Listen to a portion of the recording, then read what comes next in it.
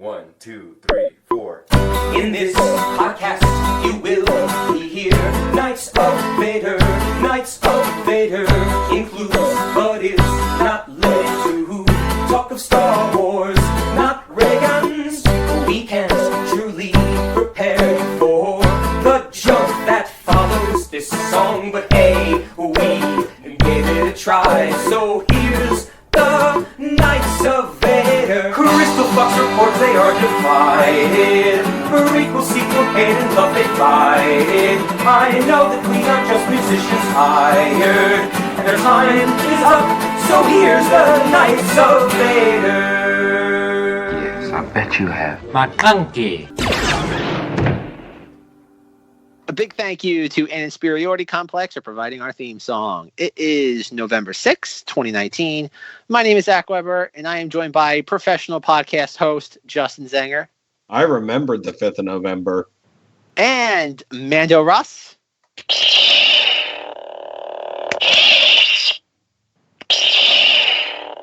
Oh, hello. Thanks. Glad to be here. I thought those things were supposed to record. I had it say, hey, Zach, thanks for having me. And it didn't play it. You piece of garbage. Scream Satyr hype is over. Never mind. This is where it falls. Oh, boy, folks. We're off with a resounding start on this episode of Knights of Vader. Fine, let me give you a do-over. Here I am. Thanks for having me. Ryan, I said his name backwards. Okay. Okay, moving on. If you're interested in a Knights of Vader t-shirt, we have all sorts of designs. We have the Remember Alderaan, Vader and Friends, Past Meets Present, some of our logos from over the years. If you're interested in that, check the show notes. And you too will be able to own a Knights of Vader t-shirt, perfect for a Rise of Skywalker opening night showing. As of now, the t-shirts are $20 each. That includes shipping, but that we're running a quote-unquote promotion that will be only offering them for $20 each until the Rise of Skywalker comes out, and then beginning in the new year 2020, we'll be raising the price to $22 including shipping. So if you want to get a cool looking t-shirt that you're guaranteed to be the only person in your most likely state that will have one, buy a Knights of Vader t-shirt today. Do not hesitate. All right, folks, you're probably wondering when you're listening to this, why aren't we talking about The Mandalorian? The reason why is that a couple weeks ago, I asked Rus and Zenger, I said, how do you want to break down discussing The Mandalorian? I said, do you want to do just the first episode, then we'll take it from there, how we review the series going forward, or do you want to wait until we have some episodes, then record it? And the agreement amongst the three of us was that we'll discuss the first two episodes. What? Run in fear. That's what we agreed on. Well, that's how I run the podcast in general. But I figure we get a little more specific for this. Okay. And but yes, we kind of agreed. I think what was you said, Rus, the first episode will probably end on a cliffhanger of some sort. Probably. So it was best that we probably wait until we have two episodes, and then we'll review what we have so far. So look forward to that, folks. Next week you will get our thoughts on The Mandalorian. Hey, I know you're going to move on from Mandalorian, but did you mention anything about that little new trailer that came out? Did you notice anything new in it? I didn't watch it. Well, there was one thing. So I noticed that the guy that they rope, that they pull through the door, I had explained to my kids. They asked who it was, and I said, well, that's a squid head. He's from Star Wars. So yeah, they just had a squid head in there. I thought that was interesting. Oh. Isn't that a corn? Yeah, but he'll always be squid head, I'm pretty sure. Oh, I'm pretty sure it's offensive. I don't think we're allowed to say that term. Oh, that's their word. That's their word. We're not allowed to say it. Much like the native Tatooiners, we will not say that term anymore. Okay, Wieners? See.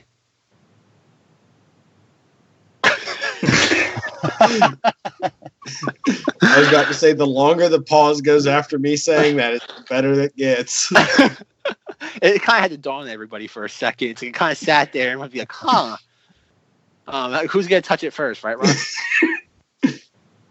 Last week, we kind of hinted upon it. We had Benioff and Weiss news. They're no longer part. Well, as of now, the story is like 2 or 3 weeks old. But we kind of hinted upon it last week. We didn't really delve into it any sort of like meaningful way. So I guess we'll delve into it now. But a few weeks ago, David Benioff and T.B. Weiss left Star Wars. The story is that it just their plate was too full with their Netflix deal for $500 billion, and that's that. Like in the press release, Kathleen Kennedy said something like, "We hope to have them back sometime soon." YouTube, of course, had a rage hard on about it, and I think that's all. I think that's the easiest way to explain it. That definitely would be rejoiced by certain members of the populace, people that are huge Game of Thrones fans. The most hardcore of them have completely thrown these guys under the bus. Everyone, this is like the target now. They were waiting for them to lose that Emmy they tried to get for writing. Like it was absurd that they were nominated for writing, and to see them off of Star Wars is like a Star Wars like Game of Thrones like high five moment where everyone just rejoiced at once. I don't really know how I feel about it, but a clean slate, I guess, is better than what they left. Thoughts, Zenger? Blind indifference. No, I mean I'm saying that not to just move along, but at the same time, it's kind of how much have they really worked on at this point? So it's kind of like me saying, "Oh, I got hired to do a Star Wars thing," and then waiting a month and being like, I'm no longer doing it." It's like, well, what was it? And what does it matter? I'm not doing it now. I guess if you're not weren't like huge Game of Thrones fans, they're definitely a huge target right now. Is still on them. There's a really bad taste about the end of that show, and pretty much anything they had. I mean, when they got that deal, right, Zach? They had it all going on. That was before the last season of Game of Thrones, when everything was clicking, everything was just looking in their direction as these are the guys. Like much like they picked JJ or Ryan Johnson or anybody like that. They're like, these are the guys right now. But everything's turned on them, and I think since Ryan Johnson, that this is part of it. They're like, we're not risking anything anymore. Not to jump the gun too much, but I mean, I'm not like diehard Game of Thrones, but I've heard from a lot of people it's been gradually going downhill before the final season. The final season was just kind of the nail in the coffin. Yeah, I think they definitely still had some rope going that last season. I know as a fan of it, I gave them some as well. I was like, well, we'll see how it goes. There's a lot of ways it can do it. Okay, as someone who's never seen a single episode of Game of Thrones and has no interest to ever watch the show, what's wrong with you? Well, I don't know. I medieval fantasy. I just don't care about. Again, I've never. cared about so Lord what of the you're Rings. saying? Okay, hold on. Look, there's no accounting for taste. That's understood. So you're not going to watch The Witcher with No award-winning Henry Cavill? I'm saying award-winning because I'm assuming that will happen after this. Witcher. Yeah, I have no interest in that either. And we need to have a separate conversation someday about this Lord of the Rings thing that you just mentioned. Tried watching back when like The Hobbit came out. My father. Wait, did you try watching The Hobbit first? No. Okay. I wanted the to cartoon. See, That's a good way to start. I've known about the Hobbit cartoon forever, probably before Lord of the Rings. But no, what happened was my father, I think it was like sometime in like 2002, maybe 3, he bought the first like extended edition thing that like Peter Jackson never released on DVD. And I've had those forever, and I tried watching back in like I think December of 2012 the Fellowship of the Ring, and I got like an hour into it, and I'm like, life is too short to waste time on things that are boring. And I said nope, and I've never tried watching them ever again. I am shocked. I figured like that was like your thing. No. It's weird. People have like these really like, I don't want to say bizarre, but like odd preconceived notions about me. Like I cannot tell you the amount of times when I was in college, people will come up to me and be like, "You must really be into anime." And I'm like, "Oh no." And I'm like, "No." I'm like, "Not at all." I played Yu-Gi-Oh when I was in middle school, but that was kind of like the furthest extent I ever got into like anime. And I'm like I just ask him like, why? Like what do I wear? What do I smell like that makes you ask these questions about me? I just assumed for your film like love that would be something to where like Lord of the Rings would have factored in somewhere along the line. Nope. Yeah, see, I you know didn't I have to, Cinemoddities at the time. If you would have, everyone would definitely know what's up with you and could you judge you either way. I think you're great. I actually love Cinemoddities. I'm going to plug Cinemoddities right now, okay? But yeah, you definitely have a unique taste and a unique voice talking about this stuff. Thank you, Russ. Thank you for Yeah. promoting the thing that last week. I think we broke the record for saying Cinemoddities last week. I think it was said once every 30 seconds, right, Zenger? Sure, I blacked out most of the episode. I wasn't there, so Do it. yeah, let's go. But no, getting back to the Benioff and Weiss Game of Thrones thing, my point being was that has there ever been a show that ends with this last season that people genuinely love? Like, it seems like pick any beloved show, and the last season is always considered the worst season. Like, Hold on. I'm going to think on that. well, I don't know. I'm not saying, but like, I think of like a lot of shows that were popular that like kind of just like ended, not because like they ran out of steam, but they ended because like the creators, quote unquote, wanted to go out on top. Like the one I always like point to for an example, Seinfeld. Like everybody claims like the last 2 episodes of Seinfeld are like the worst of the series ever, and the only reason why people claim that is because it ended, and it's like, oh. Yeah, strange thing. The first episode I ever watched of Seinfeld was the last one because it was so hyped up. It just was on at a time where I was just not into watching TV. And yeah, I came into it on that. And I've seen most of it since then because it's unavoidable. But yeah, a lot of shows do that. It seems to be last seasons of shows are all about if you can just knock it out of the park in the last 5 minutes and leave people with some kind of satisfaction. And I think of 6 Feet Under. I don't know if you've seen that. And that's like regard a lot as like one of the best endings to a show. It's basically a wrap up of a show, but takes one character and like it does like almost like a fast forward through her entire life where you see every character from the show and how they age and die and everything happens. Like the next 40 years of what the show would have been happens in about like a minute or 2 minute clip. And it's kind of considered a very satisfying ending in that you see, you know, who knows? I don't remember how bad the actual end of that season was, but those last couple of minutes kind of made it worth it. Okay, fair enough. I just think the Game of Thrones thing with people is that we live in the age of outrage, and it's just, okay, this specific thing didn't live up to the very, very exact image I had imagined it for the last how many years. Thus, I'm going to destroy it because it didn't do that. I think it's strangely enough, it's another outshoot of like the Star Wars Last Jedi outrage. It's just, it didn't give me specifically what I wanted, thus it must die because of that. Well, that's why I think Seinfeld, the final I mean, yeah, the last 2 episodes aren't the best, but I think the final season's okay because the whole show's just kind of has a vague narrative and just it's a show about nothing.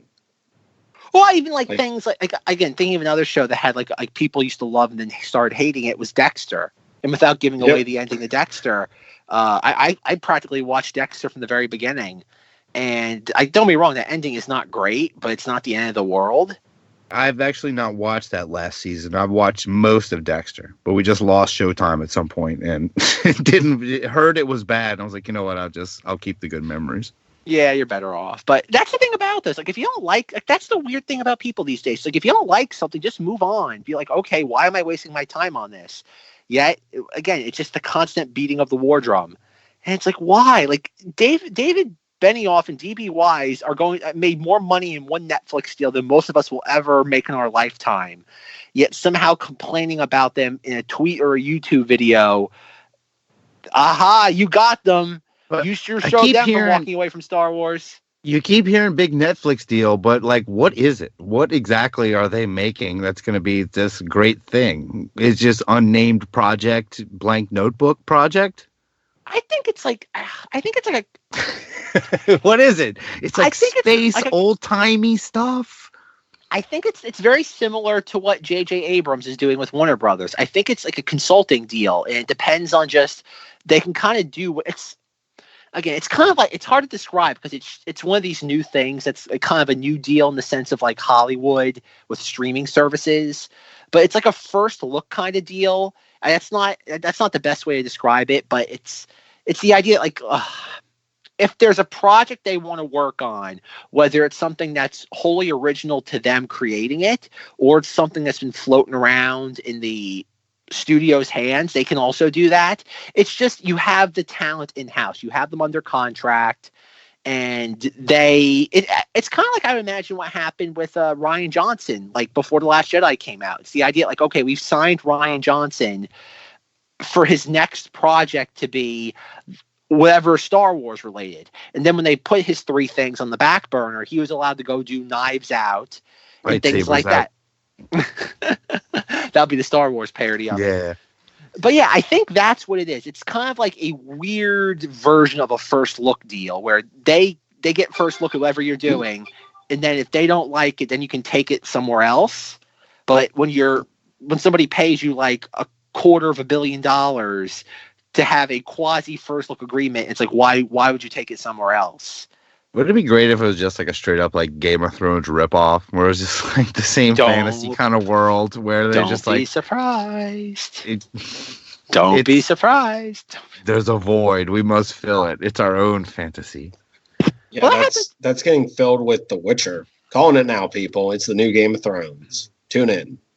What platform is that, Zenger? Netflix. Oh, is that Netflix? Okay. Yep. You lose track after a while between Hulu, Amazon Prime.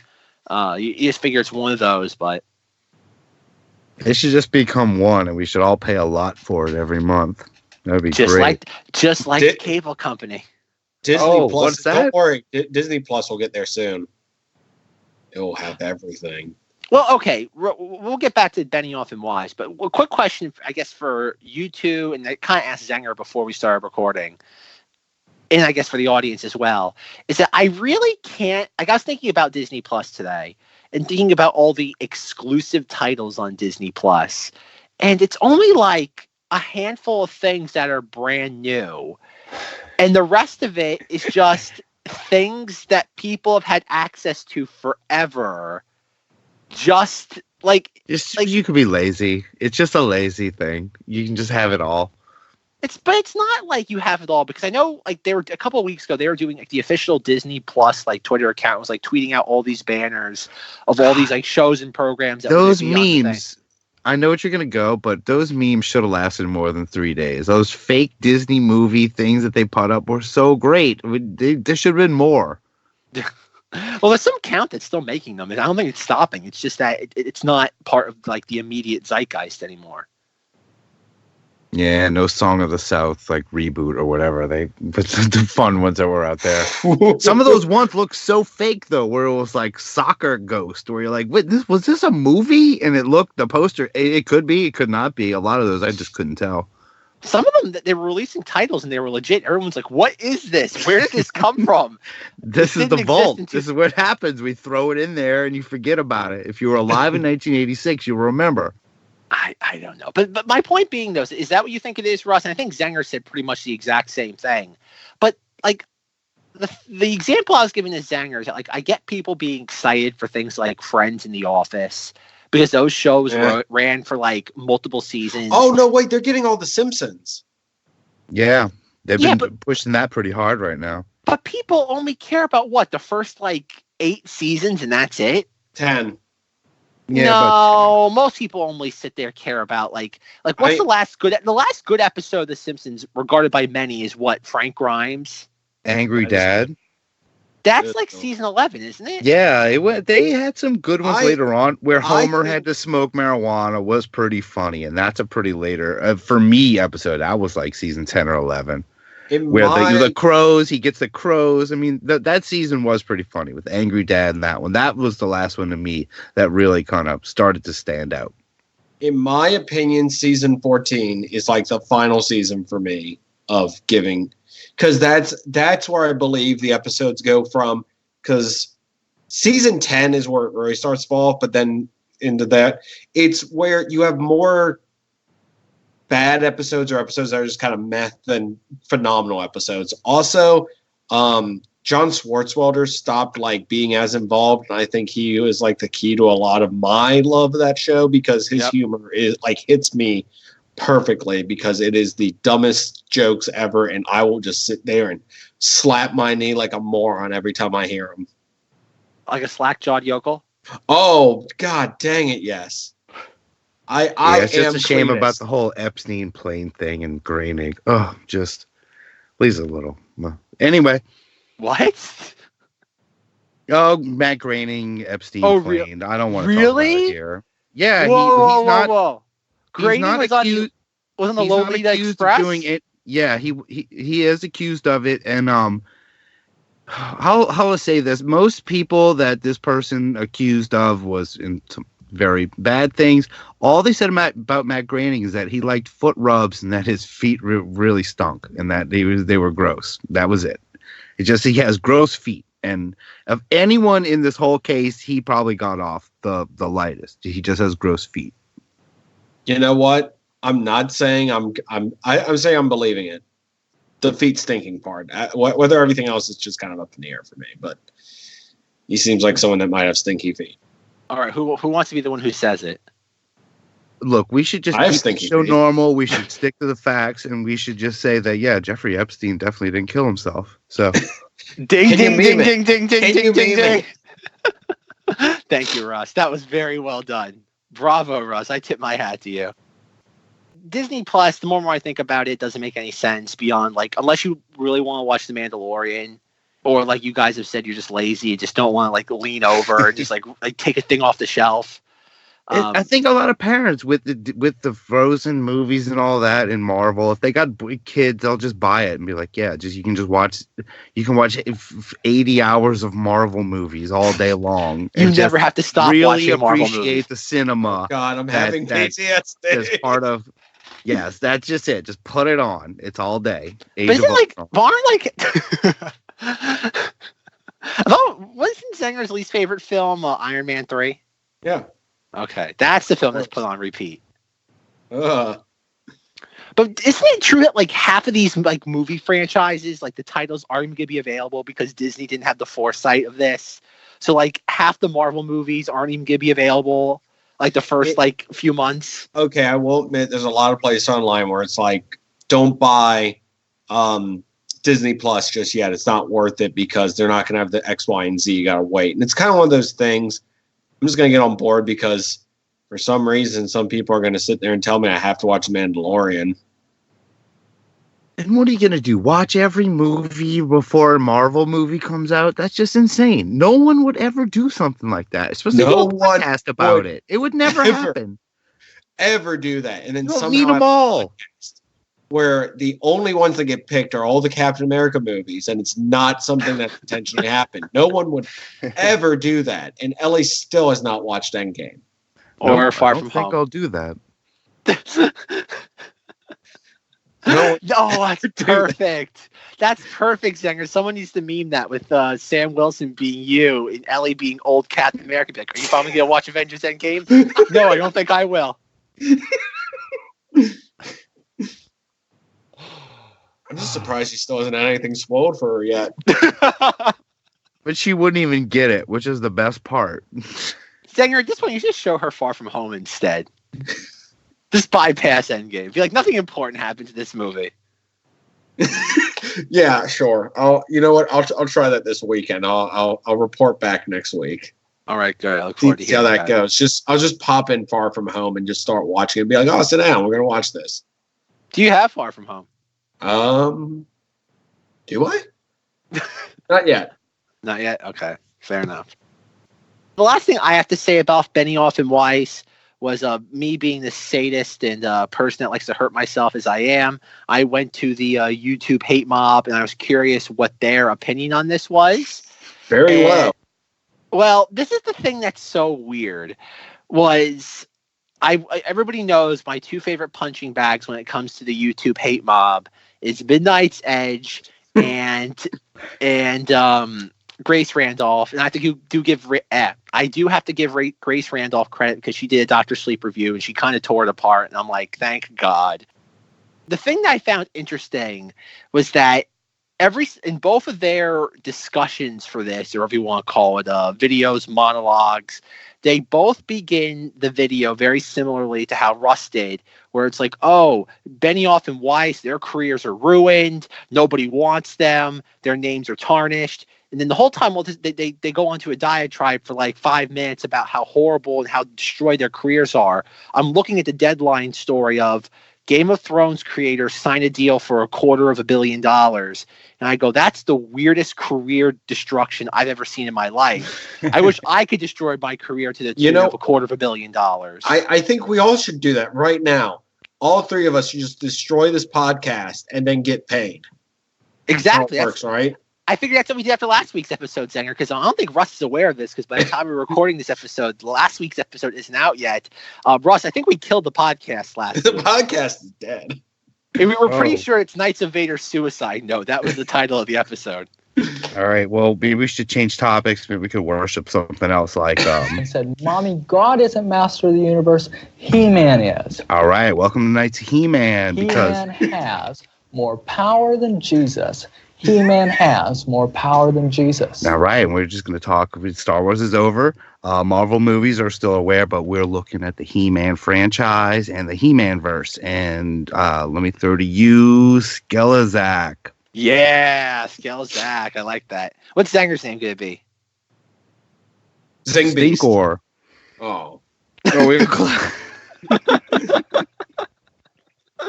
You can be Horzanger or Hordak or whatever. I didn't mean that way. All right, sorry. I'll stop. Oh man, folks, we're still sticking our foots in our mouth almost a week later. But no, that was the first thing that both Midnight's Edge and Grace Randolph brought up, was the fact that, like, oh, these guys' careers are ruined. Look at how horrible their careers are, what the state they're in currently. And then the videos transition into the thing that YouTube's punching bag for Star Wars is, how is this Kathleen Kennedy's fault? So after spending 5 minutes of how these guys' careers are ruined and how nobody should be working with them, they then proceed for the next 5 minutes to describe how Kathleen Kennedy is so horrible for letting these guys go.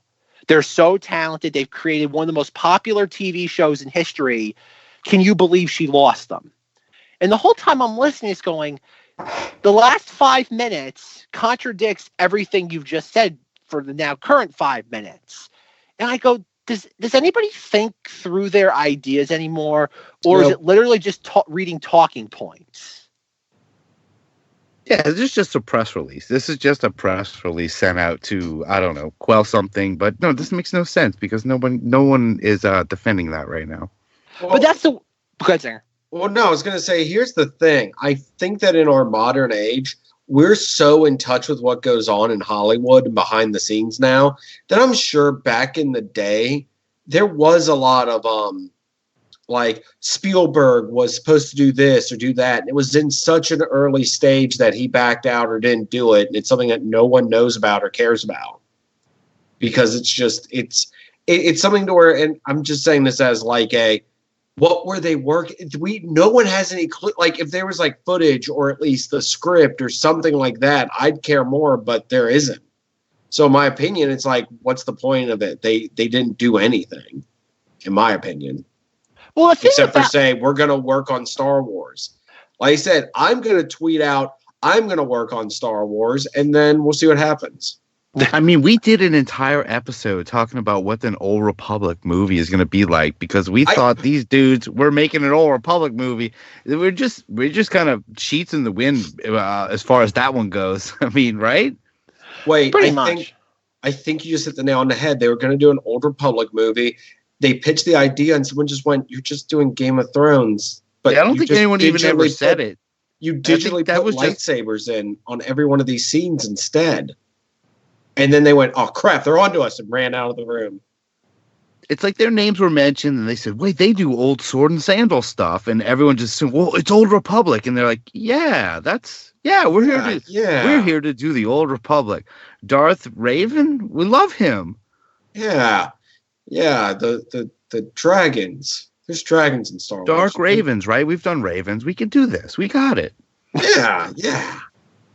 The weird thing, though, is that like you were saying, Russ, like, yes, in the history of Hollywood, it's there's so many examples of people like being attached to something and then dropping out. But we're in a weird point now where people somehow want to have a villain in these stories. Why don't we make a movie about it? We'll just make it a metaphor, and they'll all be stabbing each other. Perfect. I didn't get any of that. Yeah, all right. It's your boy. I'm out. Deuces. point being, though, is it's like everybody, like in the Kathleen Kennedy thing, like I get it. They hate her. They want a boogeyman, and they have it in the form of Kathleen Kennedy.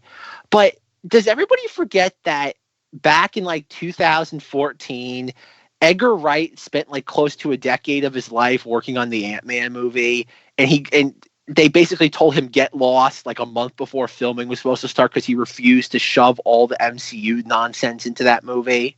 Yeah, I recently listened to an interview with Peyton Reed talking to Tom Sharpling from The Best Show about how he kind of came into that project and that everything was almost set up there. But he, luckily he did come in. I mean, of all those directors, that guy comes off really great. Like the world he comes from, as far as being like part of like underground comedy and stuff like that. Like he really did bring it. And he put up, he did. I enjoy the Ant-Man movies for what they are. Me too. I just feel I wanted to be included. It's fun, Zenger. Yeah, as far as Edgar Wright, yeah, everyone, did look to that, but that's what seems one of the few cases where it did kind of get even, kind of saved at the end. But how does that kind of thing go down but the point I was trying to make though with that was nobody attacked Kevin Feige in 2014 for ruining the Marvel Cinematic Universe, for getting rid of Edgar Wright. Yet we have, like, look at who Kathleen Kennedy has fired. And yes, Kathleen Kennedy shouldn't be firing people the way she does. Like, she should definitely be vetting them a little bit more. I'm not arguing that. That's like the joke is, at this point, if you get hired by Lucasfilm, you have a better chance of being fired than you do seeing your project to fruition. But look, put on a cowboy hat and try to blend in the background. She'll never be able to notice me. But like, look at who she's fired. Like, she's fired Josh Trank, hack. Colin Trevorrow, hack. Benioff and Weiss. I have no personal experience with their work, but based on what the internet's telling me, hacks. Lord and Miller. Well, Lord Miller made a Lego movie and made 21-22 Jump Street. I don't exactly call that high art. Once again, I'm not saying that you shouldn't be hiring people, work with them for a year only to fire them. I agree with everybody. That is a wrong way to do things. But to say that, like, oh, she's making bad decisions, like, yeah, she shouldn't have never hired the hacks in the first place. But like, it did resolve itself. And yes, you do have things like Gareth Edwards where he was locked out of the editing bay, but still, like, it's the notion of, it's like she's outside of Solo, and I'm willing to die on this hill forever. Solo did not bomb because the movie was inferior or because the people were boycotting it. Solo bombed because mass audiences just don't care about the idea of a young Han Solo movie.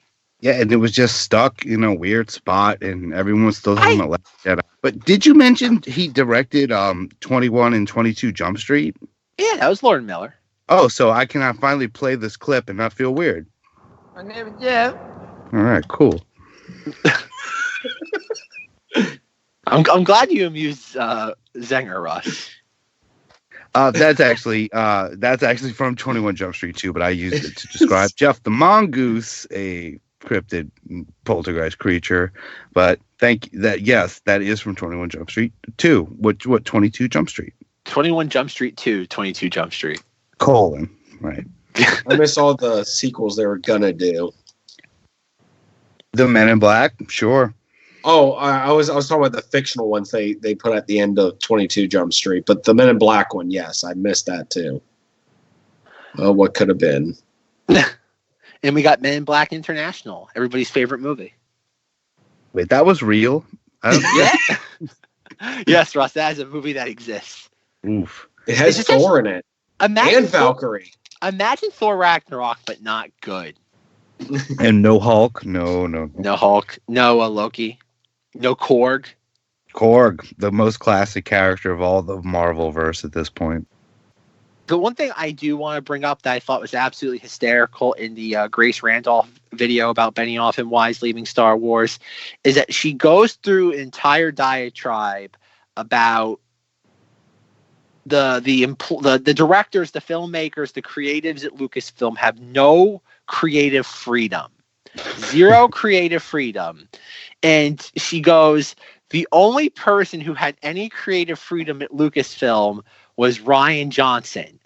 And the only reason why Rian Johnson got creative freedom was because him and Kathleen Kennedy both agreed on everything when it came to politics. What? And Now, that's just feeding out. I don't. Wait, It's- you no, mean that's- like politics is in like the politics, Senate politics? and all that? With a Yeah, capital not P- the cool, capital- not cool stuff like I'm the Senate. He's talking about like all the stuff we watch Policy. Star Wars to not think about. U.S. policy, yes. Okay. And- I and that- just was making sure it wasn't like, oh, well, he sat at the cool kids table and he wore pink on Wednesdays like we're supposed to. No, Zenger, not like that. That might have happened too, but she actually says it. She goes, Kathleen Kennedy loved Rian Johnson's politics so much, she let him throw out hers, JJ's, and Bob Iger's vision for the sequel trilogy. She actually says that in the video. And I'm like, how can you blatantly lie to your audience that way? Like, that's like again, I've been watching Grace now for almost 10 years. I've been watching her ever since when she used to go to like movie theaters and interview people coming out of like the movies, like opening day. And like, I can't believe that she get to a point where she has to lie. And it's not the first time she's done this. She does it a lot when she opines about Star Wars. But like, to actually say that the only no other creatives or directors at Lucasfilm have any creative freedom, and except for Rian Johnson, and the only reason why he got that creative freedom was that she agreed with them on politics. So Yeah, imagine they need Right. to investigate this. I feel like our current regime should just come in and take over Star Wars. Let the Trump administration make a few Star Wars movies, whatever they may be. Just we need maybe put a little balance back to the Force. we'll make the screensaver movie.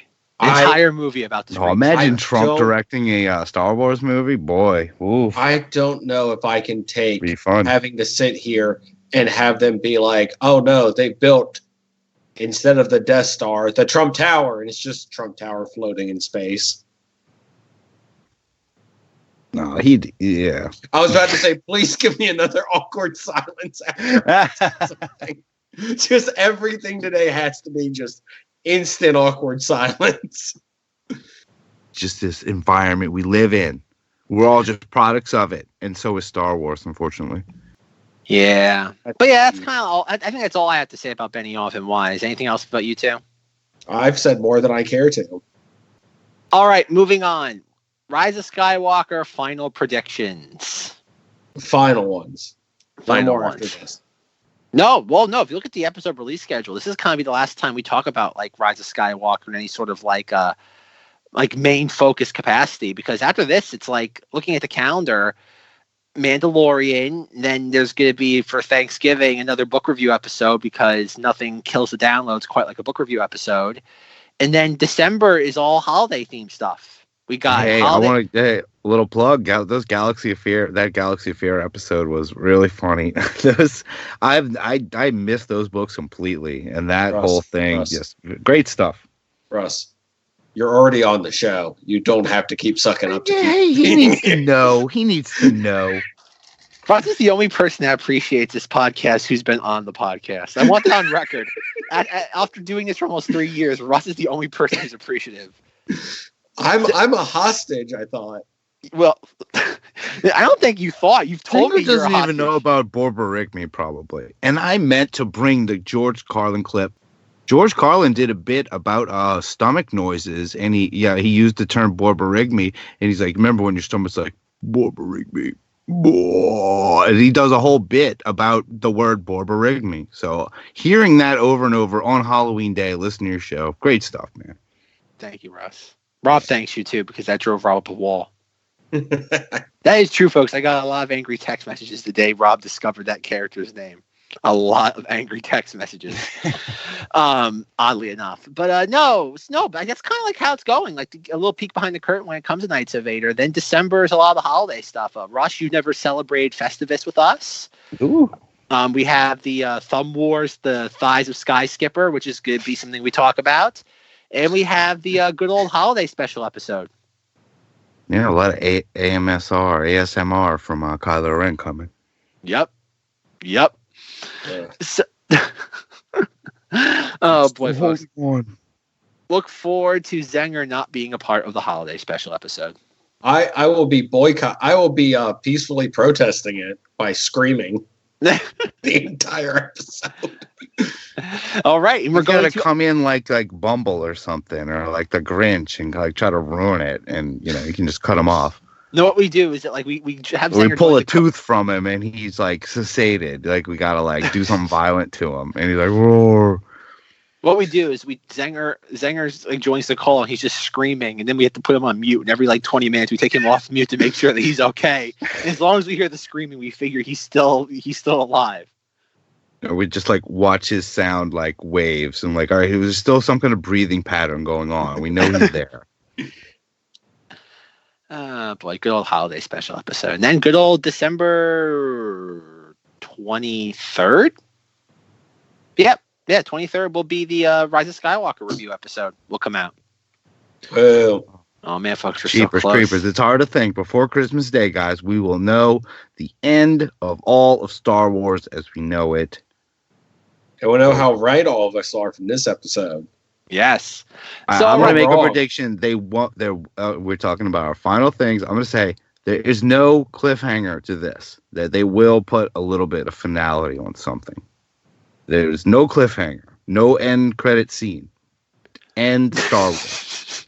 no post credit scene of hearing the lightsaber ignite 6 times. You know you're gonna. Do you know? Oh, I'm just saying it to put it out there. Please don't. Wouldn't that be great with the last film they finally start introducing post credit scenes in Star Wars? you want to stop it with the fandom. Marvel. I know how you feel about Marvel, and don't do that to this. Oh man, that'd be great. That's what we do. We make everything Marvel. That's going to happen eventually, folks. It's not just going to be Disney owning everything. It's going to be Marvelization of everything. Forget the Walt Disney Company. Feig is going to take over after this. I think this is Kennedy's out. She's doing this. She's going to do Indiana Jones, and I think that's it. We're never getting that Indiana Jones 5. Oh, come on. We have to believe, right? That was supposed to come out in July, and it just got back. It keeps getting backburnered over and over again. He's not old enough. He needs to age a little more for it. It's a specific thing he's trying to do. Until he wants to not be able to walk at all. Until he's going to ride the ball somehow. It's going to be amazing. It'll be like the Miley Cyrus music video. It'll be him naked riding the ball. I came in. I can imagine Harrison Ford doing the "I'm a Wrecking Ball" song. Came in like a wrecking ball. Chewy. I'm Blade Runner. No, Ross, it's short round. Shorty, I'm Blade Runner. Chewy, get my ball. Because I'm ball runner. What? All right, so for the ending, I guess I don't know if that's where we want to start, but because Russ brought it up, I guess that'll be our jumping off point. I'm curious, what kind of ending are we, I guess the ending is, are we going to have a Return of the Jedi type ending where it's everybody uniting and we have a celebration? Because that's one thing we haven't gotten in any of the sequel trilogy movies. We haven't gotten any celebrations. So we're long overdue for a party. I think we are. I think after the Revenge of the Sith ending the second trilogy and the really sad note that left on, and that every adult in that theater would probably at least let a little bit of a tear out at the end, even though I love Revenge of the Sith and I love watching it in theaters.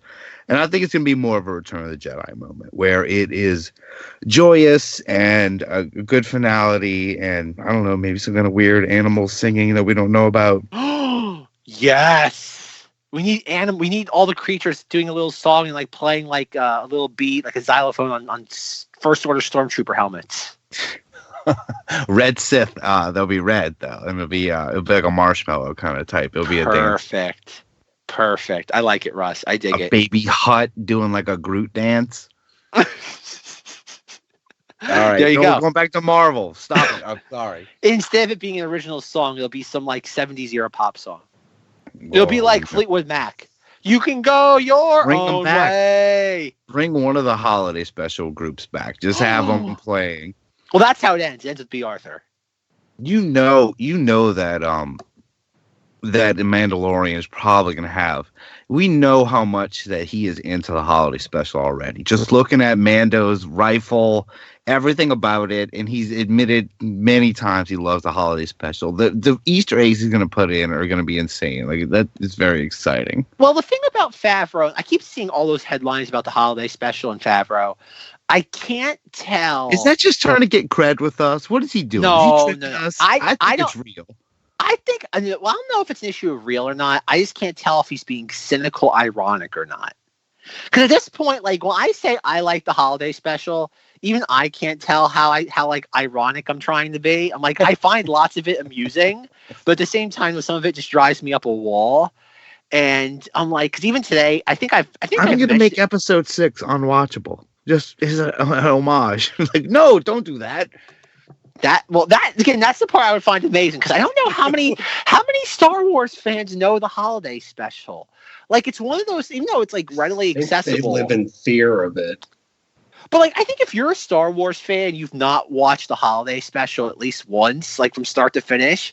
Like, how big of a Star Wars fan are you? It's like trial by fire. You guys suffer through it once. Yeah. I mentioned that because the holidays are coming up, so I can start thinking about not only Rise of Skywalker.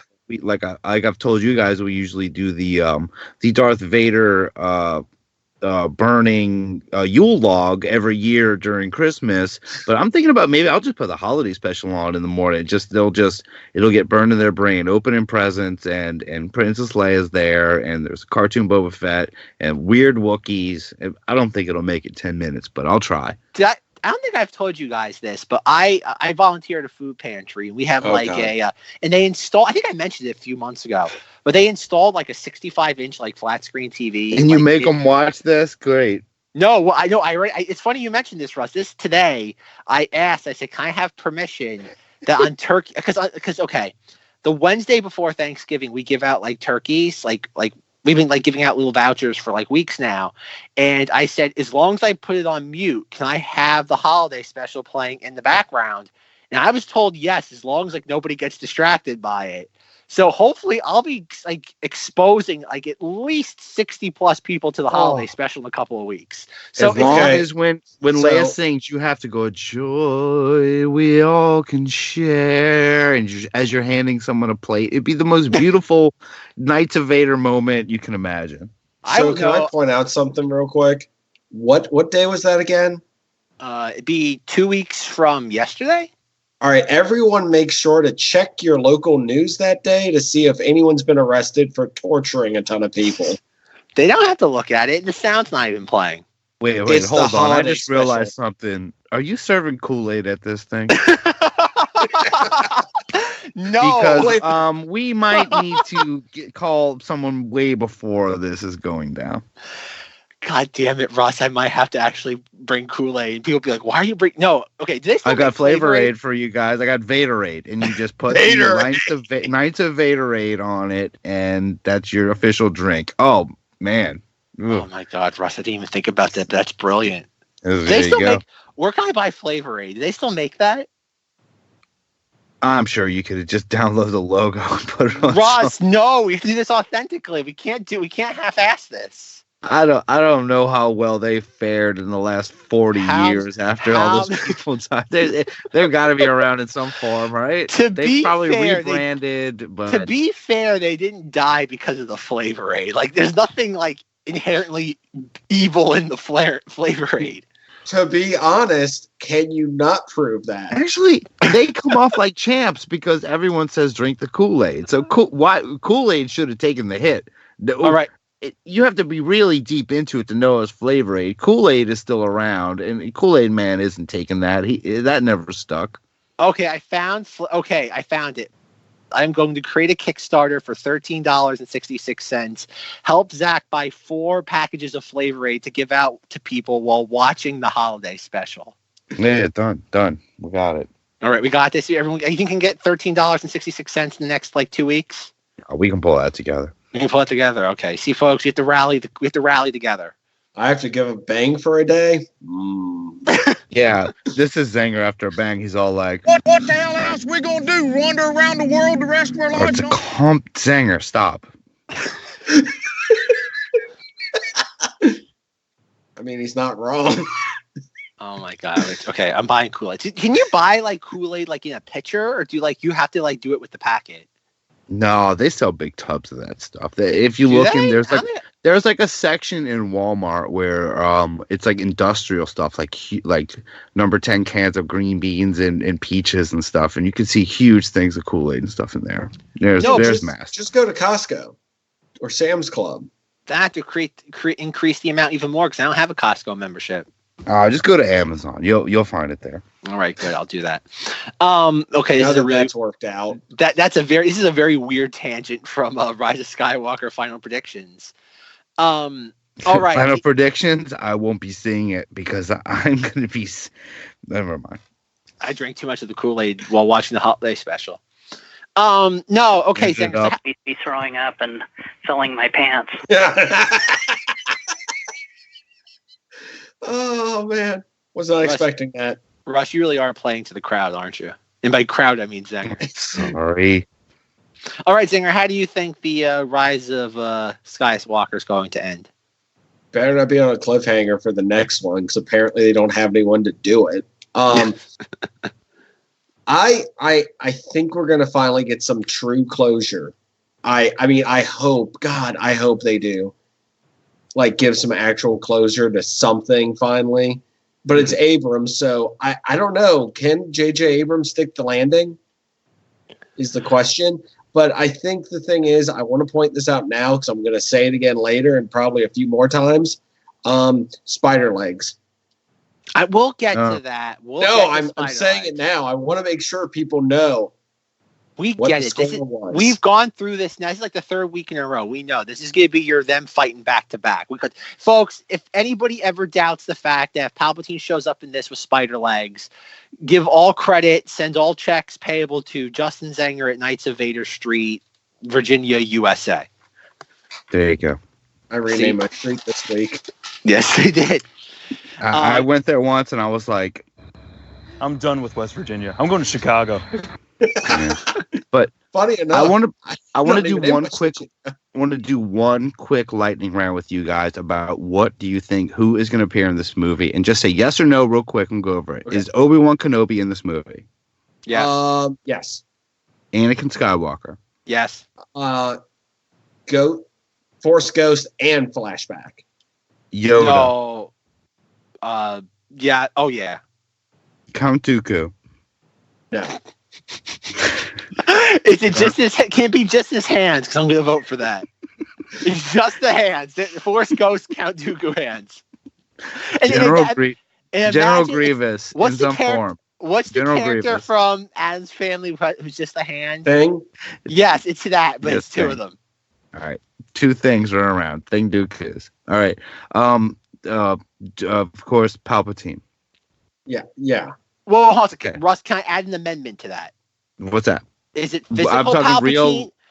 Physical Palpatine or like a disembodied spirit? I'll go there. Is physical Palpatine in this movie? Yes. I'm gonna say no. I'm gonna say that's gonna be a plot. That's gonna be a plot twist. Is hologram Palpatine? Yes. Or some. Okay. Is someone gonna non-physical. Is someone new gonna be possessed by Palpatine? Yes. Okay. No. Is Luke Skywalker in this film? Yes. I guess 100%. We know that. Han Solo. In a flashback. That's a hard. I don't. Okay, Han Solo. Pass. Lobot. I hope so. At the party at the end of the movie. Yes. No Wedge is in this film. What about Ewoks? God no. No, because JJ hates. Again, JJ's part of the not my Return of the Jedi. So no. Okay, Unkar Plutt. No. I thought he was dead.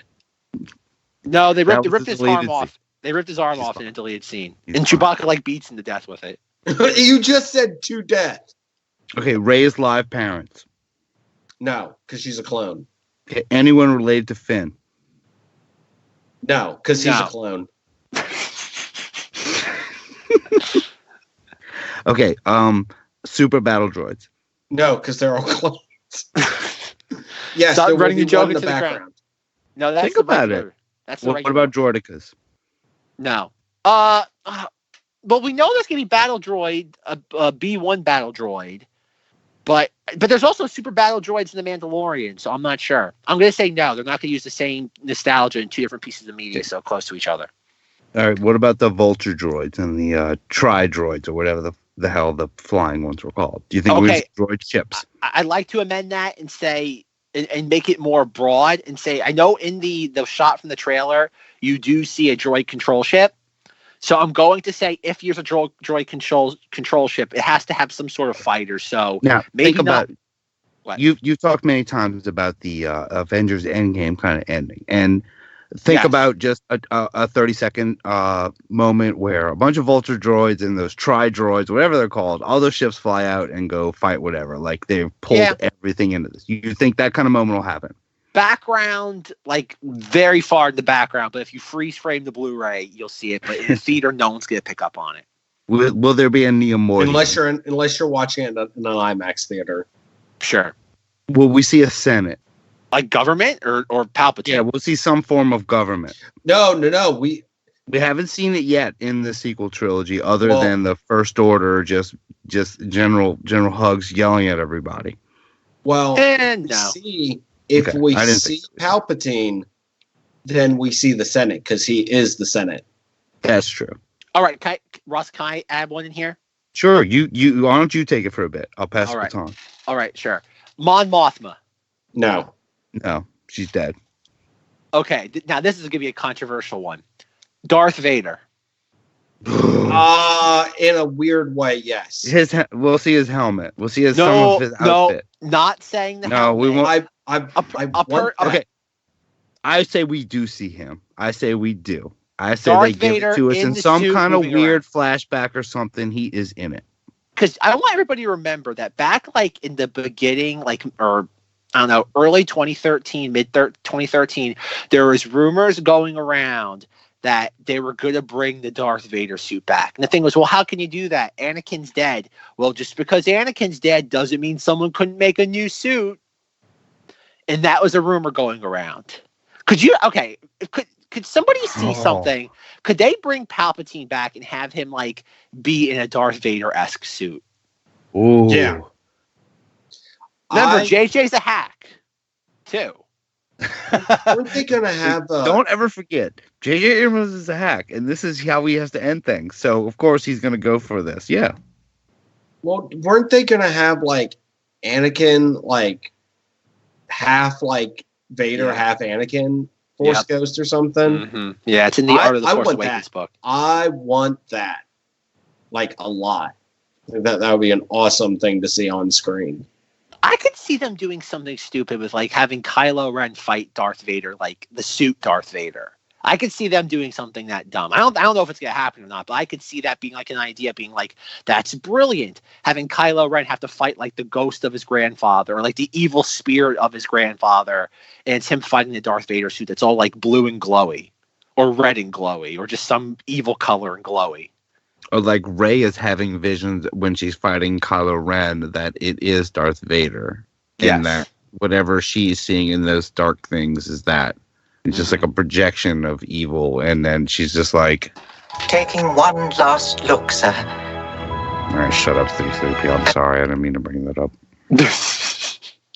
All right, next one. Are we going to have a moment in this where we have Paul Walker in Fast and Furious 7 as Princess Leia drives off into the side? Are we going to have a moment where Princess... Or not? Okay, that's the really cynical way. Are we going to have a moment like Yoda in Return of the Jedi where she's laying on a bed and Rey comforts her as she passes into the Force? Are we going to have that moment? I don't know. I don't know how they're going to handle that. I don't think they do it. I think she does something in the background of the movie, and do not kill her on screen. I don't think that happens. Not kill, but like Yoda her. She just passes. Now, yeah. It seems too hard to. They can't have her live past this because that's just going to be. They can't have her live beyond this because it just doesn't. Like having her survive this would make no sense because like you can never reincorporate her in any way outside of the comics in the books. All right. Well, you bring up a good point, and do you think? Well, then this. Do you think there'll be a Ghost Leia? Okay, that was my next question. Okay, well, good. I'll say it for you. I kind of do. Yes, 100%. I told you how this movie's going to end. This movie's going to end with Rey on Tatooine, as Luke says, like, we've passed on everything you know. 1,000 generations of the Jedi now will live within you. And we're gonna have like, and I know this is the only best example I can give. We're gonna sit there have an ending with like a giant like void in the Force, and all the Force ghosts are there. We're gonna have Force ghosts: Yoda, Obi-Wan, Anakin, Luke, Leia, and they're all gonna say goodbye to Rey and wave to her as they walk into the netherworld, the Force together. We're gonna have that some poster in my small room already. I have a poster of like all the George Lucas characters in there. So yeah, it's gonna be Mace Windu and and the pit droids waving at you like Force Ghost sail barge waving at you. All the characters are like all the characters have like a special little float, and that's where all the characters that have been dismembered. That's where they hang out because they have railings they can lean. Like Force Ghost Jabba, Force Ghost Yak Face. Thank you, Odie Mantrell. Goodbye. Yes. Force Ghost, all the pod racers. Yeah, and she can decide what the names are, if they're pod racers or Jedis, because the names are just so close. Force Ghost Gungans that died during the Battle of Naboo. Okay, that's a good question. Will there be a Gungan in this movie? God, no. Will Jar Jar be in this movie? God, no. Will Jar Jar be in The Mandalorian? Is he frozen? Yes. Let's hope so. Let's hope so. Oh, come on.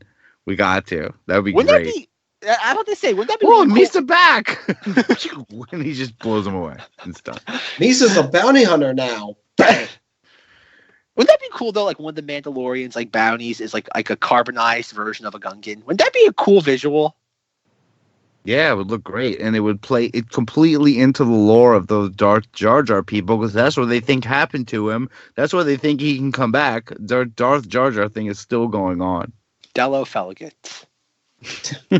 we need that in the Senate speak soundboard. in the meantime. Come on. All right, next question about the Rise of Skywalker. Are we going to get an appearance by the Mandalorian? No. Ooh. No. Will we see his ship, the Razor's Crest? Yes. Yes. Will Rose Tico have more than 5 lines? If the internet's lucky. Oh, God. Can you imagine if she has more than like 15 seconds of screen time, the amount of YouTube videos we're going to have to put up with? Oh, my God. I think Rose is going to show up. What if Lando hits on her and everyone loves her after that? And everyone's like, all right, she's fine. No, Lando likes her. Like, Lando, like, you know. Ross, no, you'll satiate one half of the fan base, but you'll make angry the other half. That I'll call that toxic masculinity. I was always into those Ticos.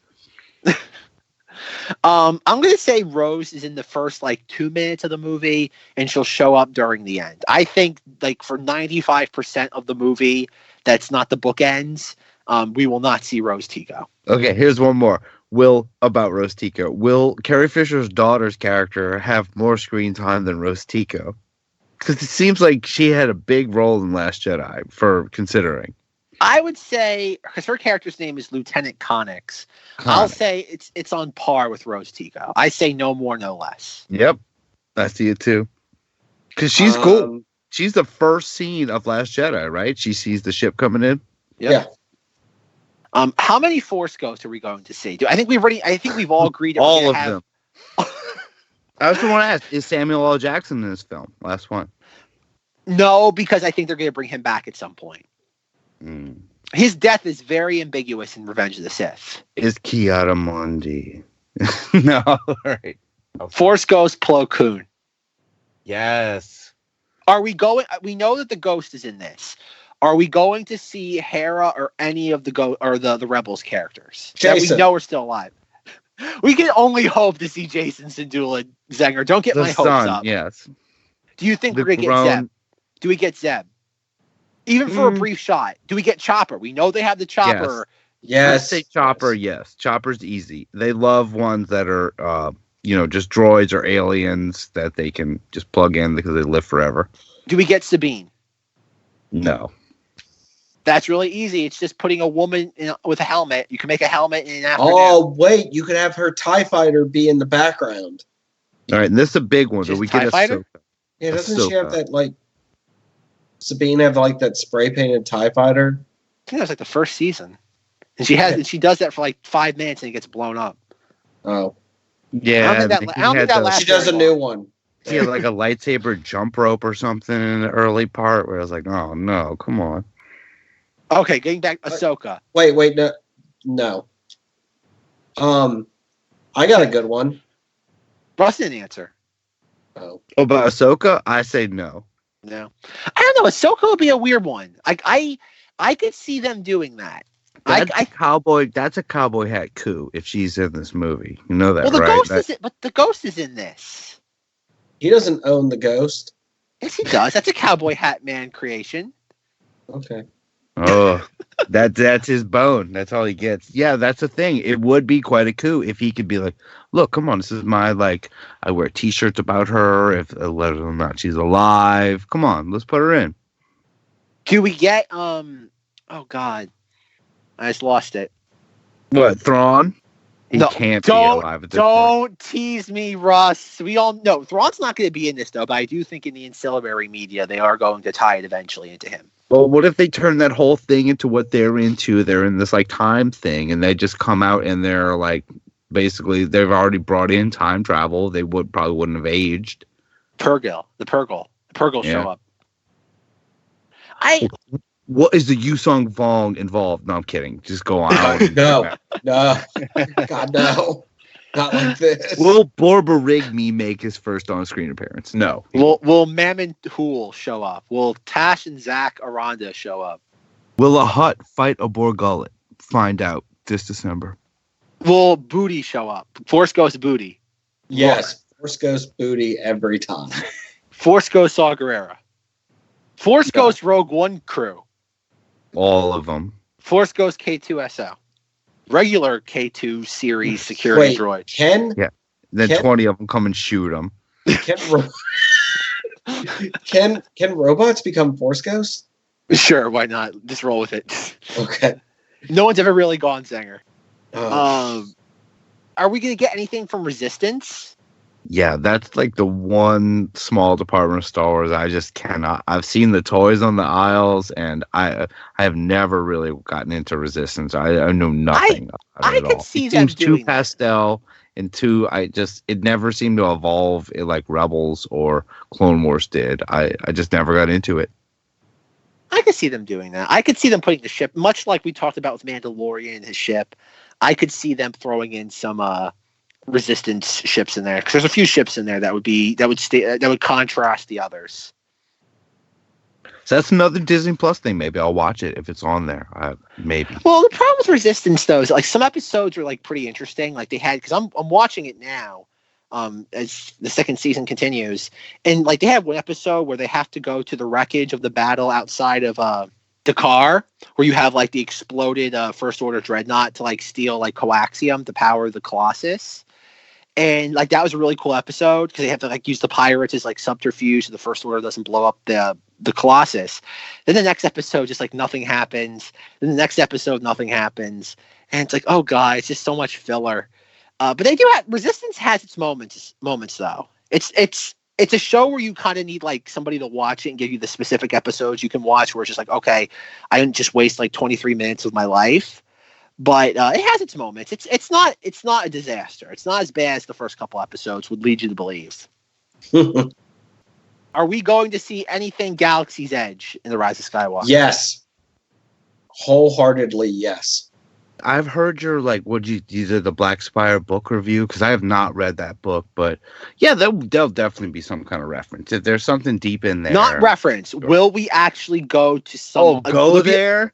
Yeah. Oh, I'm going to say no. I'm actually saying no. Let me rephrase that. Not go there, but will we see a sequence like okay? Think of Special Edition Return of the Jedi, where we have "We So Free," and then we have like. What about Rogue One, like where they're showing all the different planets with names and outposts and all that? Is there going to be like a montage of building something? Yeah, they could go there. I could see. What I mean is like when they have their celebration at the end, they cut to all the different planets celebrating freedom. I could see one of them being Galaxy's Edge. Like, we finally beat back the First Order, and they show, like, V. Marati. And it'd be like, okay, pat on the head for people. You know what this is. I mean, it definitely would boost what they have going on. Like, they, I guess they do need some kind of connection, right? Like, why is the Falcon and Poe's X-Wing there already? Yeah, it's never mind that X-Wing got blowed up, and the new movie doesn't look anything like that, but...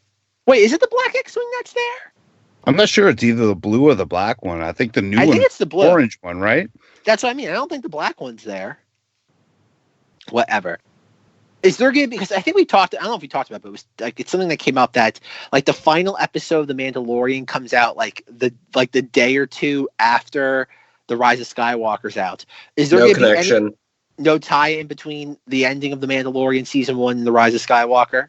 No, because God forbid you watch those out of order and get somebody lividly angry that they got it spoiled for them. No. Well, I mean, no. Will there be something in the Mandalorian show that ties into The Rise of Skywalker? I doubt it. Right. Like, what's the time gap between these two? 15 years? Give or take? I think it's like 24 or something. I guess so, because it's 30 between Return of the Jedi and the new trilogy. So, yeah. Ooh, they could. I mean, it's out there to do it, but what would it be? What is it? It seems too early to be a Rey reveal. It would have to, like, involve Kylo Ren or Han. It could be something Palpatine related. Oh, yeah. He does some kind of mission to find something, some kind of dagger or something. Has to go somewhere that eventually gets found. Or he's the one that somebody sent him to go find Vader's helmet on Endor. Yeah, there you go. Oh man, talk about that good old fan service that's actually good. That's a good story. Just putting it out there. I guess one of the last things I have to ask is we haven't really. It's a big thing in the Star Wars community, but we really have never touched upon it. Are we going to get a romantic relationship between Kylo Ren and Rey? Are we going to get Reylo? No. Well, wait. Is Kylo Ren going to live through this whole thing? 100%. They have to, because he's at the Rise of the Resistance ride. They have to have. They're not going to kill off their, like, main character of the, like, $400 trillion ride, like, the weekend before the movie comes out. Wow! Man, talk about a ride spoiler. There you go. It's already. But I mean, I guess he could be there still. There has to be. It seems like the good guys never really perished in the original one. Do you think, are we going to lose anyone like a Poe or a Finn or a Rey, 3PO, R2, Chewie, any of our main protagonists? No, because you need them for the inevitable episode 10. But if you're not in a costume or you're a droid, it seems like you can get a lot more. I think they'll last because just the marketing angle of. If you've noticed over the last few years, a lot of the marketing, I'm talking like everything you see in stores, bed sheets and cereal boxes and T-shirts. It's most of the time it is occupied by people in Star Wars, either droids or Darth Vader or Chewbacca, things that are not associated with like an actor. So I do think the act a bit more expendable. And you know what I'm saying with that, right? I know what you mean, but I think that's more of a licensing cost thing, because if you put an actor's likeness on something, that means they get a cut. Right, so it makes it more likely to just, well, we've already established that Chewbacca can be 200 years old, and he's not that old yet. Yeah, but I think that's a separate thing, though. I don't think they're going to kill off any of the young actors. I think Rey, Finn, Poe, Jannah, Daft Punk, Zam Wessel. I think that they are all. I think the only character... I could see Zam Wessel getting it because they introduced. They introduced, with the purple hair general, and she bit it right away. And I could see her taking some kind of sacrifice. There has to be someone. No. The sacrifice is going to be to me, Kylo. I still think that we're going to have Kylo Ren does something to protect Rey and sacrifices himself in the Force Ghost or through some power, whether it be Rey's or some supernatural power. They bring Kylo Ren back to life. Didn't I have the theory a few weeks ago? Maybe somebody did on the internet. I don't know. who I pulled it from, maybe it was me, where it was going to be Kylo Ren sacrifices himself to protect Rey from Palpatine, and Palpatine like has Rey cornered, and he's like, "Now I have you all to myself, my little scavenger friend." And then like Anakin, my three-bund friend. Thank you, perfect. And then like Anakin shows up and it's like, "Palpatine, no more." And and what they do is they bring Kylo Ren back to life by sucking the daylights out of Palpatine. Well, I was thinking, would it be more of that, or more of the giving some kind of more importance to the books that Rey went to the trouble of saving, and that maybe she learned something they didn't, or it's a Sith thing they acquire that she learns. I have no idea. That almost sounds video gamey, but. Yeah, I could see them doing that. I think based on a lot of the stuff that I was reading, I don't know how true it was. I don't know whether that was the part that was still truthful or whether that kind of fell apart. I do think they're going to make Rey beyond crazy powerful. That's just my own guessed intuition. I could see that too, that she sucks the daylights out of Palpatine and gives it to Kylo Ren. That's interesting. Yeah, because I think one of the contrivances of this of bringing Palpatine back, if they bring him back, is that he's going to be like feeding off the souls of people. They're going to do something like that, like, "Oh, Palpatine, how are you able to live this long?" "I've been feeding off the souls of pathetic organisms. Ghosts have summoned me." Something like that. I think it's going to be something like that. Palpatine's going to be like sucking the daylights out of somebody or something. And the only way to bring Kylo Ren back is to like transfer Palpatine's essence into Kylo Ren. It's going to be something like that. The fact that like Palpatine's been the bane of the Skywalker lineage is suffering for the last, 50 plus years. And by siphoning his life essence out of him and putting it into the final bloodline of the Skywalkers, that's gonna be like the justice. I could see them doing something really kind of goofy like that. And like you, I've avoided the spoilers. Since I said I would leave them on the show, I've stuck to that. But I do remember Matt Smith is supposed to be a character in this. Is he a Knight of Ren? Like what? That's still is he some kind of determined. Palpatine? Is he? He's the living embodiment of Skynet, Rust. Come on. Yeah, speaking of Skynet, did you guys see Bill Burr in that Mandalorian trailer with like lasers on his shoulder, like a predator or something? It was like very like, I'm like, well, it reminded me that like we get these random people in Star Wars, and Matt Smith is definitely the Rise of Skywalker random way. You're like, well, what is he? But knowing Bill Burr, did you notice Bill Burr? Because Bill Burr is in the Mandalorian, which is kind of cool. Yeah, I know shit. Because I remember when he was cast. I remember like reading that somewhere like how many months ago. Seeing what he is, he looks like Kano, like from Mortal Kombat or something. It's very like, okay, this is what he is. He has lasers. Okay. Well, doesn't he have like the same like gun apparatus as Dash Rendar does, where like it's the pack like on his back? What if he is? That'd be great. Yeah. Well, if you freeze frame his like half a second shot in the trailer, he has a very. If you look at the action figure of Dash Rendar, and you look at Bill Burr's like setup in the trailer, he has that same thing where it's like the backpack attached to like the guns, and there's like something connecting them from like the handle. It'd be great if he played like a Dash Rendar-ish hero and he just gets blown away. Or he's just like, no, it's like there's no second lives in this. Like, I don't know. I'm not a big Bill Burr fan, but to each his own. Yeah, he's all right. It's just weird seeing people that are from comedy in a Star Wars now. It's like the Richard Pryor bar coming to life almost. Now that's what we need to see. Well, Richard Pryor's Star Wars Barbie in this, Russ. Well, oh god, the guy who where's that neon sign now? Who's that character's name we can't say on the podcast? We need to have him on. Have him in the movie. Oh no, we can't. I've seen The Devil, man, and that is the devil. No, getting back to the Rise of Skywalker stuff, I don't know how they're going to end this. I guess another question I have for you guys, I think by guys I mean Russ, because I think Zenger finally passed out from exhaustion. No, I'm here. He's there. I'm looking at the clock. He's still on. He's still on. We still have like 15 minutes with Zenger. Yep. When it comes to ending this movie, are we going to have like a Revenge of the Sith ending where we think about it? The climax of Revenge of the Sith is the duel between Obi-Wan and Anakin, and we still have like 15-20 minutes of the movie after that's over. But if you look at Return of the Jedi, you have the Death Star blows up and like the movie concludes within like 5 minutes. are we going to have like an immediate resolution, or are we going to have a more drawn out resolution? It's like, I don't even. Yeah, we don't even know what the threat is, right, Zenger? Like, what is it all the Star Destroyers or what? Well, it's three. We have Poe in the X-Wing. We have Finn and Jannah Poe on a horse. On the horse on the Star Destroyer. And we're going to have Rey and Kylo Ren versus Palpatine. That's your three-way ending. It's going to be the three of those. And you got Lando and the Space Gang. Yeah. That's what I mean. So it's like, but I guess the thing too is that how long does Leia survive in this until she turns into a Force ghost?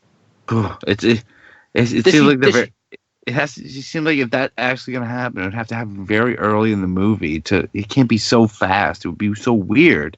It had to be like it's like Yoda. It had to be the end of the first act. So she's Yoda now. So Han is Obi-Wan and Luke is Luke and she has to be Yoda. I guess for Rey, this is her Yoda. I don't know.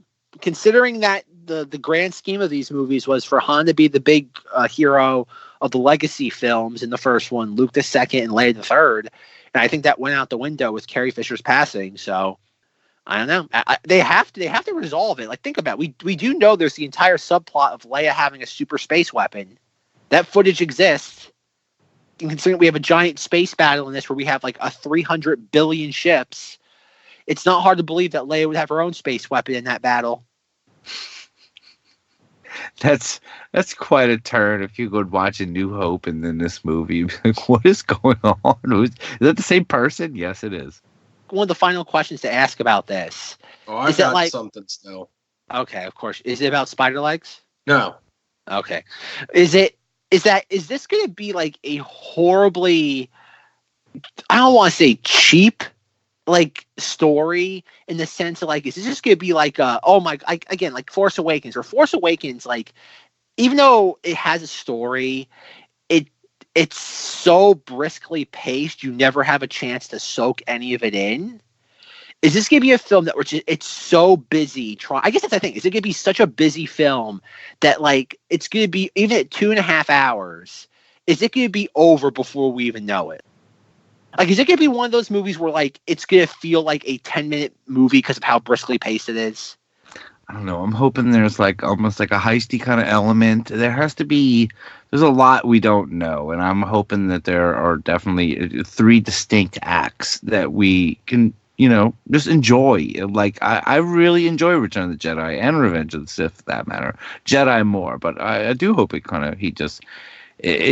you say he apes it is one thing, but yeah, for this, it might be necessary for everything he wants to do.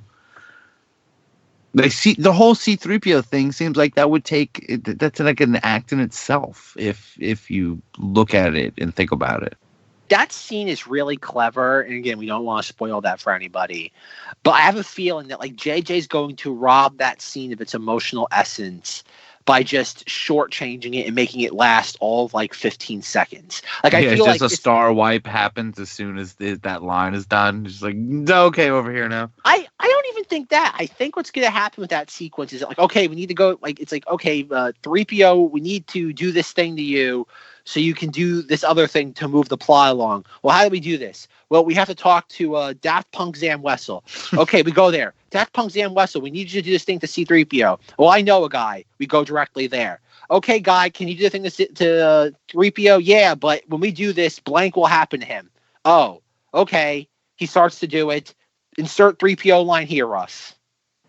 Oh, sure. He just says, Remember Alderaan! Whoa, C-3PO, calm down. That was not what you were supposed to say. Exactly, folks. He says, remember Alderaan, down with the Empire. Boy, that would be a great part right there. Then we really know someone of importance is listening to this C-3PO, podcast. what do you have to say? All these Wookiees are dead. Move to the east.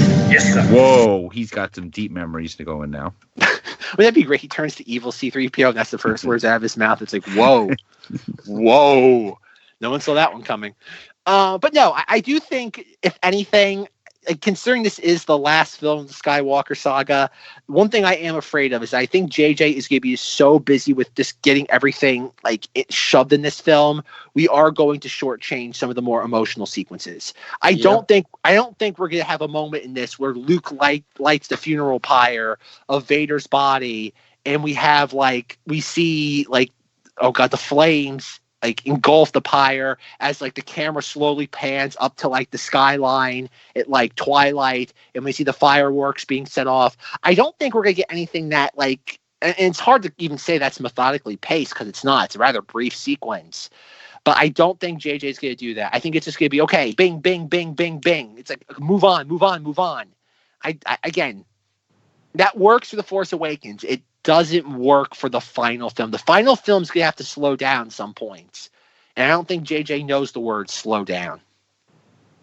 Yeah, that's hard. And that's one thing a lot of people complain about the prequels sometimes. They would kind of take those, I mean, especially episode 2, take those long things. But I do think this will be a pretty frantic movie. I'll say that too, where I think he's just going to keep going and going and going. And it's not going to take the time it could use for some scenes.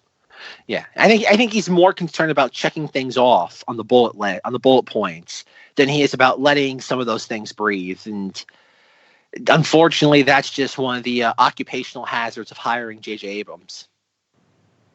Yeah, and he wants people walking out of there going, "Oh my God, I can't believe it! I got to go back and see this and this and this, and I got to tell everybody." And they want to recreate Force Awakens with this. They've taken a hit, and they need to kind of finish strong. Yeah, that doesn't help me sleep at night. Zenger, what did you want to say? You said you had a couple of things up your sleeve. Yes, and it's not spider legs, but know that I said spider legs. So I think there's going to be some big reveal. If you want my like big theory, I think there's going to be some reveal with Kylo Ren that he's actually known about Palpatine or known about something the entire time, and that he's only gone to the dark side because he needed the power to stop Palpatine. There's going to be some big reveal of what he's been up to this entire time. Because do we know what he's really doing? Like, why he's going about all this? And we know nothing about Snoke either. I feel like there are two like villainous threads that need to get like pulled in and put in context.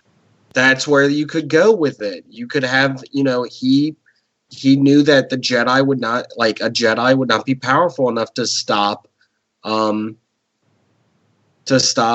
the return of the Emperor. So he decided to, embrace the dark side and, go along that path to try to stop his inevitable return.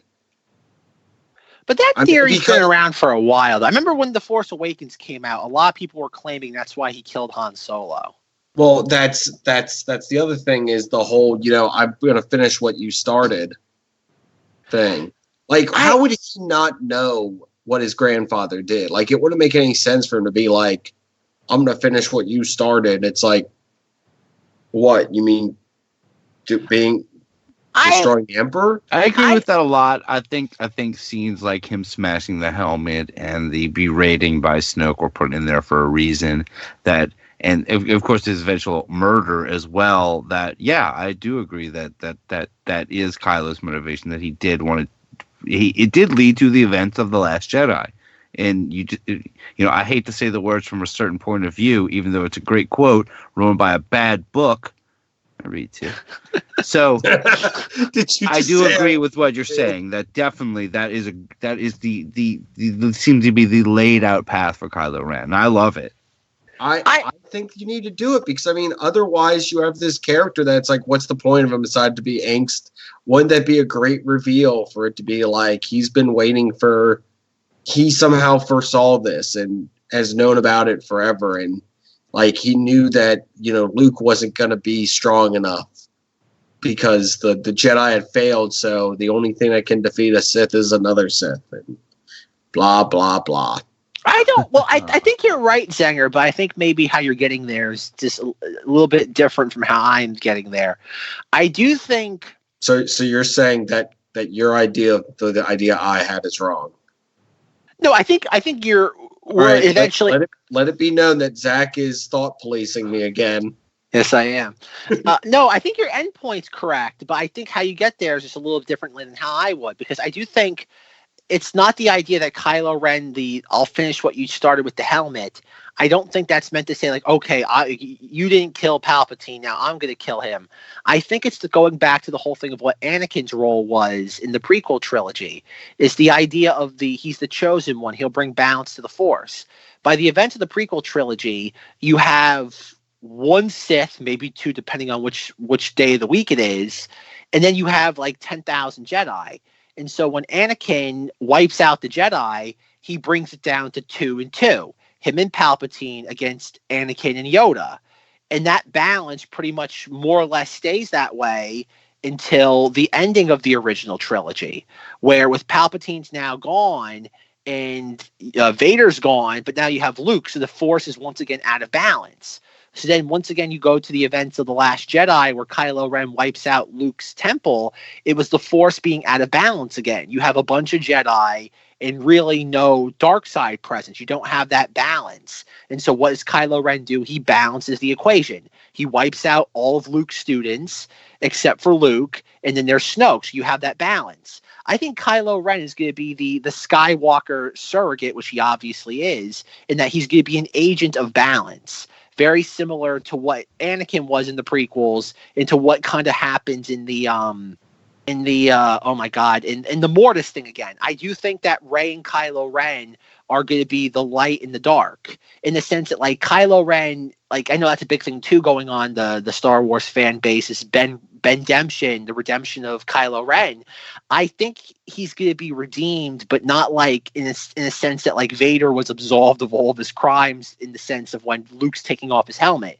I think Kylo Ren's going to be absolved in the sense of how Luke describes the light and dark in The Last Jedi, like when he has Rey on the perch of the cliff in Ahch-To, where he says you have life, you have death.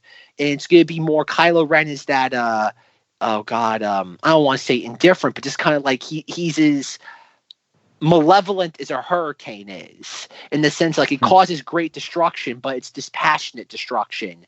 And I think that's what's going to be. You're going to have, and I think that even goes to the line that Palpatine says in the Rise of Skywalker final trailer. Finally, you two have been brought together. Rey is the ray of sunshine, and Kylo Ren is the darkness. And it's going to take the light and the dark uniting to overthrow this kind of cancer on the galaxy for the last 50 plus years in Palpatine. And I think that's how they're going to have the two of them kind of combined forces. You do need that light and dark being in perfect balance to wipe out this evil in the galaxy. But he says your coming together will be your undoing. Well, because he's Palpatine. Of course, and it's great, and I can't wait. I really can't. And that was a great breakdown, Zach. Thank you. I have to ask, with Palpatine, though, because we're kind of coming to an end, how little of Palpatine does there have to be in here that, or maybe how much that we don't feel misled? Because Palpatine's in this for like 2 minutes. The YouTube hate mob will say they deceived us, they lied to us. How much does he need to be in this movie for us not to feel cheated based on the fact that this has kind of been a cornerstone of the marketing? It will be probably as much, maybe a little bit less than Return of the Jedi, but maybe as much as the third act of Return of the Jedi. You might not need that second act, him showing up kind of event. Okay. How early in the film does he show up? As a middle. presence? The middle. Late. Yeah, middle to late. I don't know. I think he's talked about. There's going to be it's going to have to be reference or something, probably from Kylo, because I mean, what are we starting with? Because Supreme Leader Kylo and Hugs and a new guy, and there's a lot to. It seems like there's still more characters we don't know yet. What's that guy's name? There's a new general in this film too. General Pride. General Pride. Oh. Great name. And my guess is that we're going to see Palpatine end in the first act, but not see him. I think we'll see him kind of like in silhouette, or we'll see him in the shadows. I think we'll definitely hear Kylo Ren discussing things and talking with him, but I don't think we're going to get the physical reveal of Palpatine till the end of the second act. And that'll be our big wow. It'll be like the equivalent of Kylo Ren taking off the helmet. It'll be like that'll be our big reveal of the second act going into the third act of like, oh my God, that's Palpatine. That's what he looks like, because we still have no idea what he looks like in this movie. So he's got to look a little bit different than Jedi. Otherwise, it's like, why not just show him this entire time if he's going to look identical? And I really hope that he looks like Zenger's pin he got. He's going to have to look. He's going to have to look crazy. Yes, that I agree. He should look like that. That'd be great. Like if they make him look all like even more like Monster Mash. Like imagine like Monster Mash is already at like an 8 out of 10. Imagine if they dialed up that like up to 11. Oh, that'd be glorious. Yeah, he would almost look like one of the Cantina Band guys at that point if he melted that much. It would look so weird. Oh, it'd be great. Oh, I hope they do that. Oh, that'd be so much fun having like really like uber Monster Mash. With spider legs, okay. All right, we gotta wrap this up. And I guess the other thing too, Knights of Ren. How much screen time do they have to have, or else people feel cheated? Okay, well, there's an entire pop series of all of them, and they did a pop series of the Praetorian Guard. Exactly. I feel like they're Jabba. They're like Act 1. Like that's what we're gonna deal with, and we're gonna introduce them, and there's gonna be a big fight. Okay, I'll take that. All right. Anything else about the Rise of Skywalker? Or are we ready to wrap this up? Nah, I'm good. Any other things about Spider Legs, Zenger? No, I mean, I'm just happy for all the freaking Star Destroyers that are going to be in the sky. Yes, we have that to look forward to. All right. So concludes this episode of the Knights of Vader, a Star Wars podcast. Check out our Facebook group. Type in Knights of Vader into Facebook, and you'll find us there waiting for you. Find us on Instagram at KOV Podcast. Shoot us an email, kovpodcast@gmail.com. If you like what you hear, please rate, review, and subscribe to us on iTunes or whatever podcasting platform you're currently listening to us on. Thank you to An Insperiority Complex for providing our theme song. Check out the show notes to hear more from them. If you're interested in a Knights of Vader t-shirt, please check out the show notes where there is a link, or if you'd like to just cut to the chase, go to knightsofvader.podbean.com, scroll down a little, and you will see the page where you can check out all 6 of our Knights of Vader t-shirt designs, including the Remember Alderaan. For questions, comments, concerns, or snide remarks, contact me, Zack, on Twitter, and on the Cinemoddities podcast, where you can hear me talking about Halloween 3 and talking about The Shining and talking about the new one, Dr. Sleepy. Dr. Sleepy. Great Dr. episode. Sleepy. I'll push it for him. Go listen to Cinemoddities. He's been killing it in Monstober. Yes, Monstober continues, Russ, because by the time everybody's hearing this, our first episode of Fansgiving is out, where we listen to a fan's choice of House 2, The Second Story.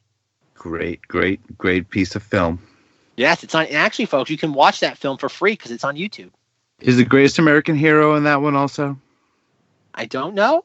I think he's just in the first one. Okay. No, I don't think no one from the first movie's in the second one. None of the Vietnam guys, nothing? Okay. No. Apparently, House 2 is completely disconnected, other than it's sharing the same name with the first film. It has a floating hand. Yes, that is a very cool looking poster. All right, Zenger, when you're not being forced to talk about Terminator Dark Fate, where can people find you? You can find me on the ZengThis podcast every week discussing nerdy topics. So just check any Facebook, Twitter, Instagram. Yeah, there we go. Just try to remember the last one. I kept on wanting to say Snapchat, and I'm like, no, that's not right. Oh, man, you too can sex Zenger in your spare time. Yeah. Oh, nice. Oh, dear. All right, Mando Rus, when you're not singing the praises of Cinemoddities, where can people hear more of you? Yeah, check out the Unbelievers Podcast. We got a new episode out this week about the most realist documentary on ghosts ever, the Blackwell Ghost, and we talk about how real ghosts are. So check that out, Unbelievers Podcast. 1, 2, Ooh, beans. Alrighty, folks. Good night, but not goodbye. And as always, remember Alderaan! Down with the Empire!